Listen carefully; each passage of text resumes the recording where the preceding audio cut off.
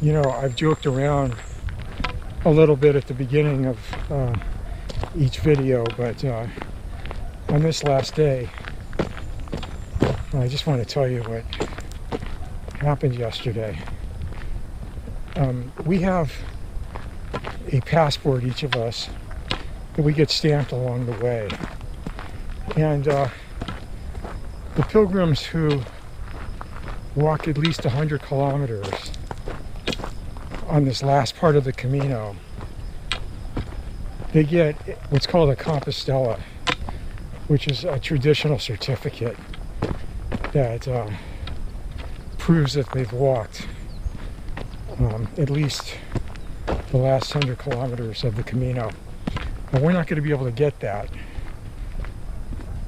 We've walked more than 100 kilometers, about, I think it's like 85 miles, but not on the last part.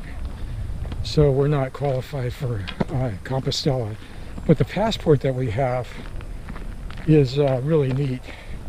And I was telling people on the trip that I wanted to get it framed with all these different stamps, you know, and along with this shell that I bought 17 years ago. It's on my backpack right now, which I bought in Santiago de Compostela at the same hotel that we're staying at tonight. But the problem was, in O Pedrouzo, somehow I lost it. I have no idea. So, you know, that's just the way it goes. And, you know, I wasn't very upset about it. But my travel partners knew what I wanted to do. And last night at dinner, this woman, Sally, who's really a sweet person, came over to me, and I thought she was going to tell me something that I had done that she didn't like. And instead, she was handing me her passport. It was so sweet and so kind of her. I'll never forget it. So when I have that passport framed along with my shell, I'll always remember who gave that to me.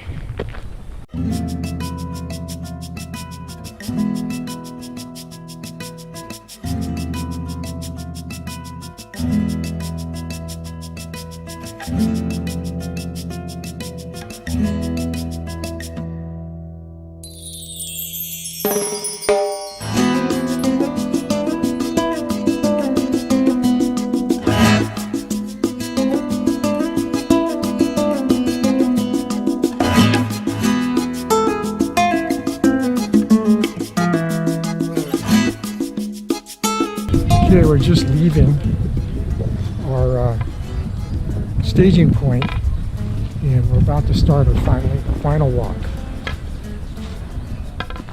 I'm walking a little bit with Eric this morning, our guide. It's been a great guide. Thank you. All here, very nice people, great hikers.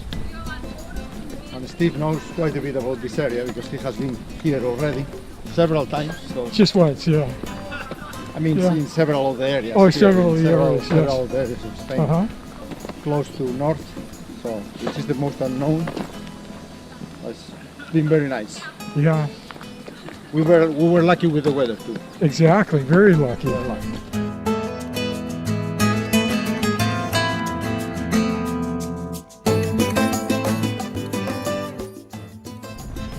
This is Sally, This one of is the expert Steve. walkers. Sally's from Mississippi, right? Yes, Jackson. From Jackson. Oh. And she's an expert walker. Well, I walk her in my neighborhood, but this is a little bit longer hikes in my neighborhood for sure. But Sounds like probably the best walker. it is a, Abigail, Hi. very sophisticated 14-year-old. absolutely. Our bright shining star.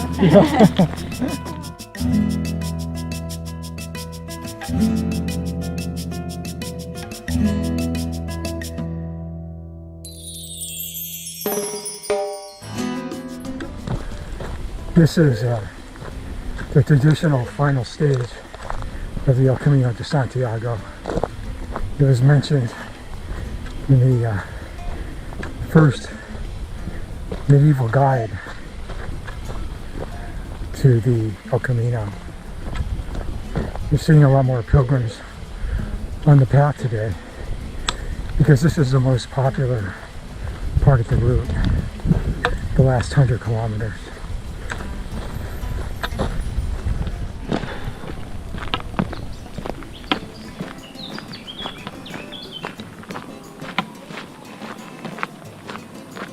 We still have a long way to go today. It's not even lunchtime. But I feel good. About 2 months ago, I injured my knee pretty badly, just from overtraining. And I followed my wife's advice, Lori's advice. She's an expert in physical therapy. And she was able to get me back on track. And my knee doesn't hurt at all. It hasn't been hurting for the last 5 or 6 days. This is an example of a storage shed. They're built this way to keep moisture out of things like grain, and then also to keep mice from getting into what they're storing. It's not a chapel or anything like that.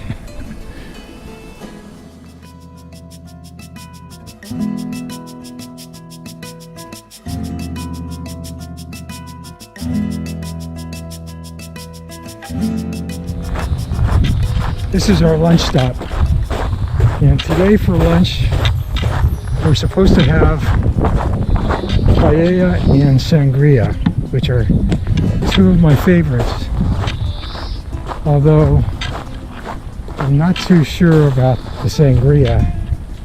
There's 7 miles left to go.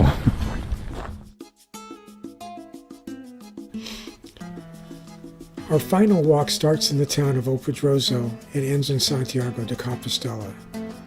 Pilgrims who walk the whole French route usually reach Santiago in 4 to 5 weeks. Santiago is the final walking destination of my trip. Its main attraction is the cathedral, which contains the bones of St. James.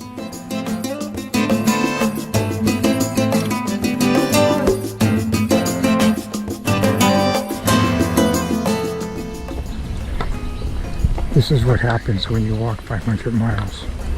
The woman on the right is walking with flip-flops because she's really hurting.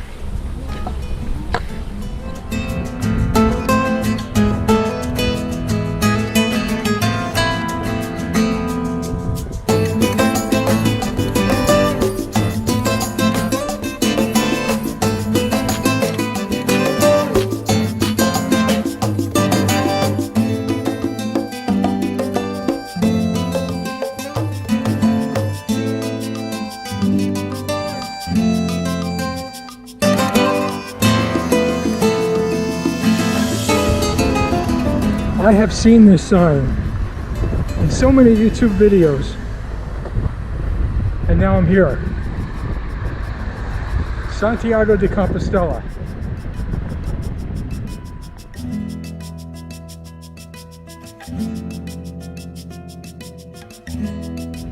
I'm in Santiago now, but I think I still have a long way to go. I think at least 2 miles.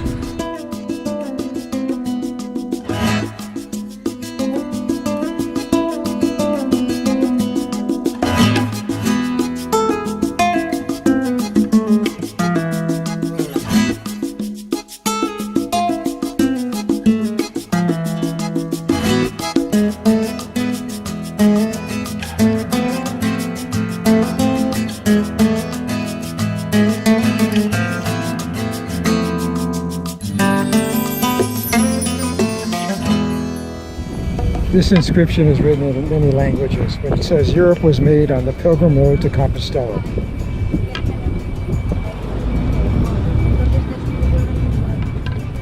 So I'm entering one of the most Asian parts of the city right now.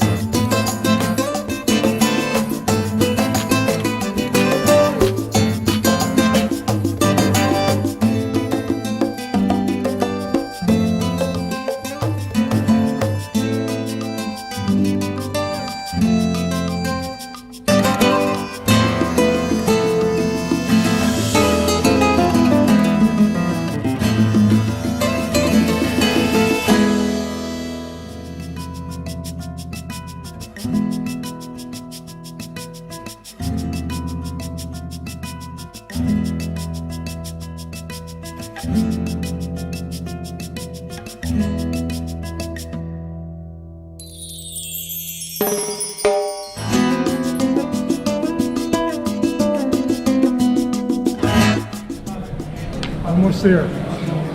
Almost there. Not quite, but almost there.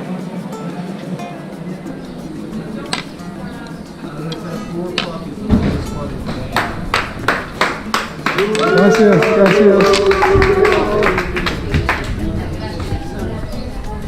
How about that? Wasn't that nice?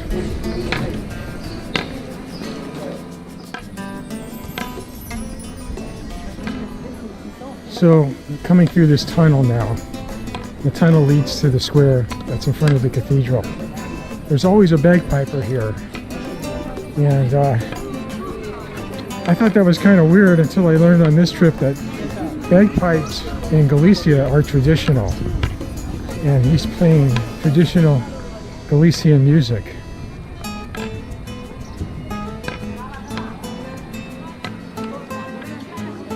And it's funny, almost every YouTube video that I've seen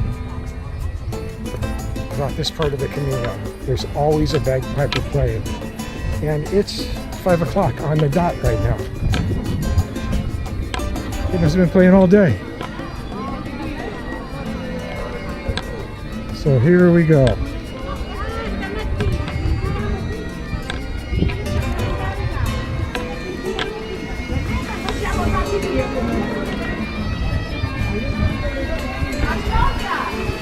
I gotta give this guy some money since I heard his bagpipes in all these videos.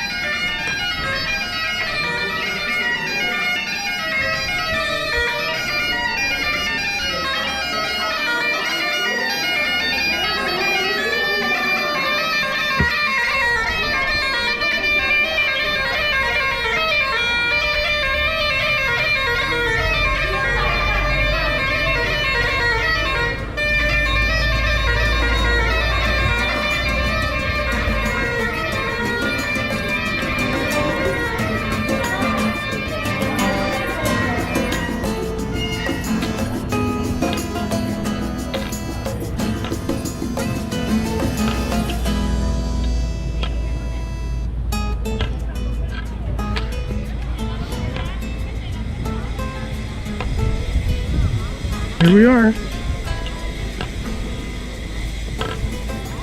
The cathedral's undergoing restoration. There's some scaffolding on it. When I was here 17 years ago, it was seriously in need of restoration.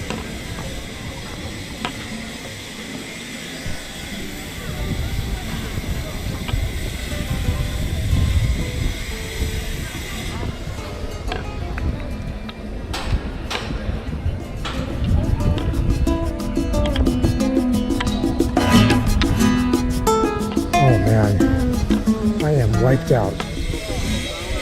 Just wiped out.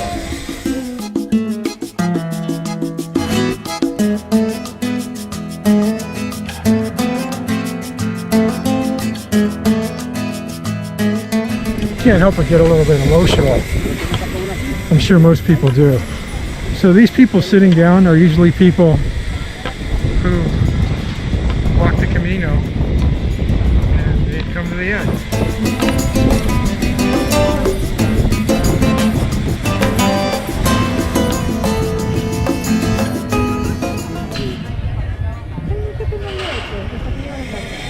Okay, so this is the square, the main square obviously. This building was founded by King Ferdinand and Queen Isabella in the 1400s. It's now a 5-star hotel and one of the best known hotels in Spain. And that's where we're staying for 2 nights. So let's go ahead and walk inside and get my room. The Parador was originally a hospice and hospital for pilgrims to recover from their walk, and it was founded by King Ferdinand and Queen Isabella in 1486.